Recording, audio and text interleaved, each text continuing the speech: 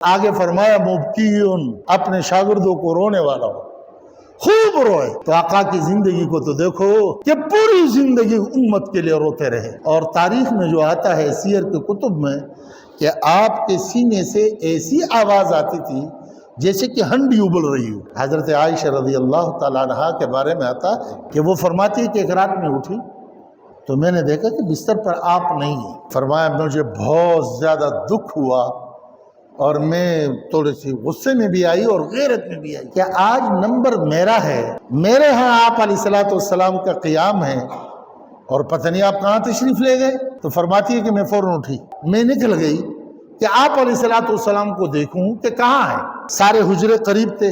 تو فرماتی ہے کہ میں جیسے نکلی دروازے سے باہر تو مجھے رونے کی آواز آ گئی، تو میں اس آواز کے پیچھے چل پڑی۔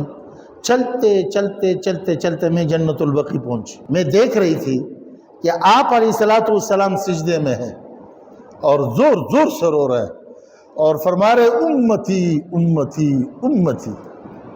فرمایا میں وہی کھڑی رہی۔ جب آپ نے سجدے سے سر اٹھایا تو آپ کے آنسو سے نیچے زمین تر ہو کر کے گارا بنی ہوئی تھی۔ یہ کس کے لیے رو رہے تھے؟ میرے پیارو، یہ میرے اور آپ کے لیے رو رہے تھے۔ اور ہماری آج آپ علیہ السلام کے ساتھ کیا جفا ہے، کیا وفا ہے، ہم اس سے محبت کے کیا کر رہے ہیں جس نے پوری زندگی ہمارے لیے کپائی، پوری جان لگا کر کے اور پورے اپنی عمر اور اپنی تمام چیزیں لگا کر کے اس غم کے ساتھ جس وقت دنیا سے تشریف لے جا رہے ہیں۔ حضرت اسرائیل اپنے فرشتوں کے ساتھ پہنچتے ہیں، آپ کے خدمت پہ حاضر ہو رہے ہیں، آپ ان سے مخاطب ہو کر کے گفتگو فرما رہے ہیں۔ اسرائیل، میرے اوپر تو کتنی سختی رکھ رہے ہو یا کتنی سختی رکھی ہے؟ فرمایا آقا آپ پر اور سختی کیسے مجال ہو سکتا ہے کہ آپ پہ سختی کی جائے؟ کیا اسرائیل، موت کی جتنی بھی سختی ہے وہ محمد پر رکھ لو، لیکن اس کی امت بڑی عاجز امت ہے، ان کے ساتھ رحم کا معاملہ کرنا۔ یہ کون کہہ رہے؟ معلم انسانیت محمد الرسول اللہ، کہ جس کی تیسری صفت یہ ہے مبکیون، رونے والا، موت کے وقت میں اپنی امت کے لیے رو رہا ہے کہ میرے اوپر سختی رکھ لو لیکن امت کے ساتھ رحم کا معاملہ کر لو۔ اتنی محبت امت سے۔ ابتدائی زندگی میں امت کے لیے رونا، پوری نبوت کے زمانے میں راتوں کو اٹھ کر کے رونا، اور دنیا سے تشریف لے جا رہے ہیں پردہ فرمانے کے وقت بھی امت کے لیے رونا، اور جب یہاں سے تشریف لے گئے خلافت ابو بکر رضی اللہ تعالیٰ عنہ کے دور ہے اور آپ خلیفہ ہے، حضرت عمر رضی اللہ تعالیٰ عنہ رات کو گلیوں میں چکر لگا رہے ہیں، خلیفت وقت کے دروازے پر پہنچے، رونے کی آواز آ رہی ہے، آپ نے دروازہ بجایا، دیکھا تو حضرت ابو بکر باہر آئے۔ جب وہ باہر تشریف لائے تو فوراً حضرت عمر رضی اللہ تعالیٰ عنہ نے دریافت فرمایا کہ حضرت خیر تو ہے، آپ کیوں رو رہے تھے؟ فرمایا عمر خواب دیکھ رہا تھا کہ قیامت کے میدان لگ گیا ہے، سب لوگ اٹھ کر کے نکل رہے ہیں، میں قبر سے اٹھا، مجھ سے فرشتوں نے پوچھا کہ تو اپنے وہ غار کے دوست کو دیکھنا چاہ رہے ہو؟ میں نے کہا جی میں وہی اپنے یار کو دیکھنا چاہ رہا ہوں۔ کہ لگا وہ سامنے ہیں۔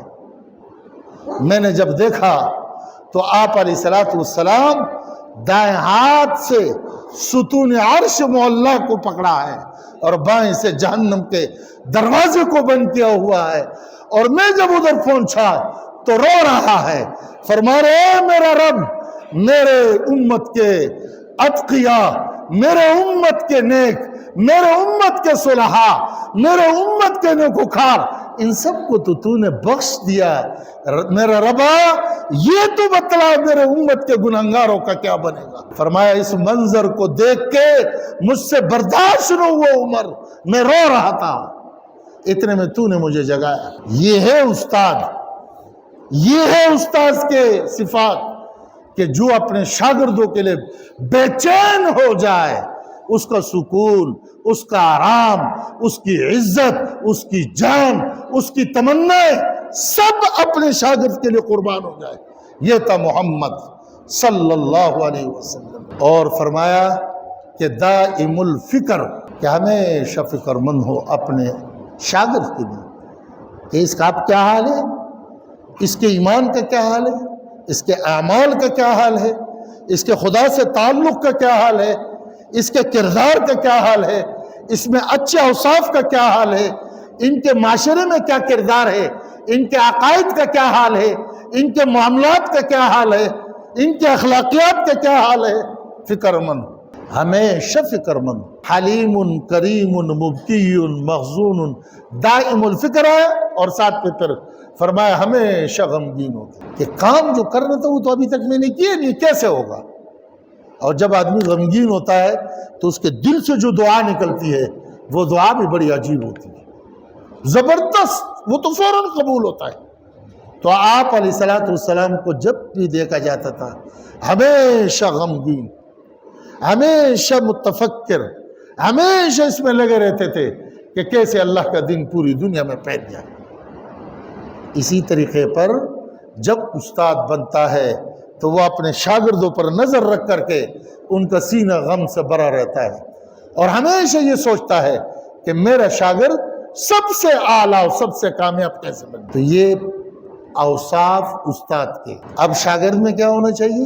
لا ترفعوا اصواتکم، اب اپنا آواز محمد سے اونچا نہ کرنا، جب وہ چلے تو تم اس سے آگے نہیں جانا۔ وما آتاکم الرسول فخذوا وما نہاکم عنہ فانتہوا، اب میرے محمد جو کہے وہ اسی کو تمہیں کرنا ہے، جس سے تمہیں منع کرے اس سے دور رہو۔ کیوں؟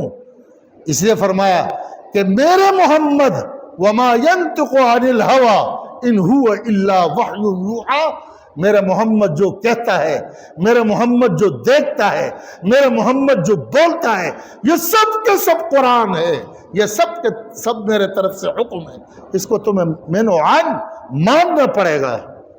تو صحابہ بھی بڑے عجیب تھے شاگرد، بغیر چوں اور چرا کے، بغیر پوچھ کے ایسے شاگرد دنیا بتا دے کہاں ہے وہ۔ آپ نکلے ہیں اکیلے تشریف لے جا رہے ہیں، ایک صحابی کہہ رہے ہیں کہ میں نے جب دیکھا کہ آپ اکیلے جا رہے ہیں اور سازشوں کے عجیب دور، دشمن ہر جگہ موجود، یہودی آپ کو نقصان نہ پہنچائے، میں فوراً کھڑا ہوا اور میں نے کہا کہ جب آپ اکیلے جا رہے ہیں تو کوئی خاص بات ہے، لیکن میں ایسی ترتیب سے چلوں کہ آپ کی وہ جو آپ تنہائی چاہ رہے ہو وہ بھی آپ کو ملے، اور میں جو چیز چاہتا ہوں وہ مجھے بھی ملے۔ فرمایا ہم چل رہے تھے کہ تھوڑا سا آگے نکلے تو اتنے میں دیکھے کہ یہودی دوڑتا ہوا آیا اور آ کر کے رسول اکرم صلی اللہ علیہ وسلم کو گریبان سے پکڑا اور کہنے لگے یا ابو القاسم، میرے وہ پیسے دو جو آپ نے مجھ سے لیے۔ تو فرمایا اتنے دیر میں پہنچ چکا۔ تو آپ علیہ السلام نے فرمایا کہ بھائی میں نے تو آپ کے پیسے دیے ہیں، وہ تو میں چکا ہوں۔ انہوں نے کہا دیکھو،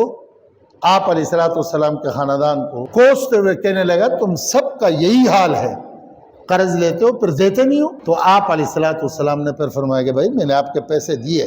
تو کہنے لگا گواہ کہاں ہے؟ اتنے میں یہ صحابی آگے آیا اور فرمانے لگے اے اللہ کے دشمن، اللہ کے رسول کے گریبان سے ہاتھ نکالو، میں گواہی دیتا ہوں کہ محمد نے آپ کو پیسے دیے۔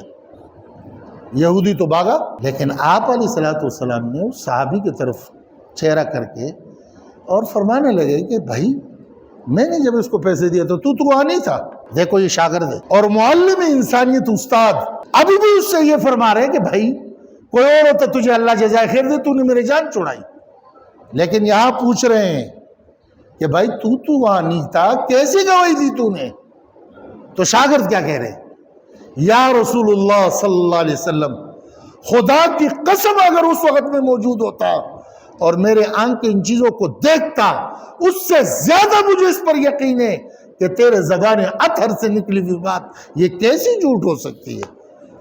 آپ کی زبان سے نکلا کہ جنت ہے، ہم نے کہا آمنا، آپ نے فرمایا جہنم، ہم نے اس پر ایمان لایا، آپ نے فرمایا اللہ ایک ہے، ہم نے اس پر ایمان لایا، آپ نے آخرت کی سوچ دی، ہم نے اس پر ایمان لایا، یہ کون سی بات؟ آپ نے فرمایا کہ آج کے بعد تیرے اکیلے کی گواہی 2 کے برابر ہے۔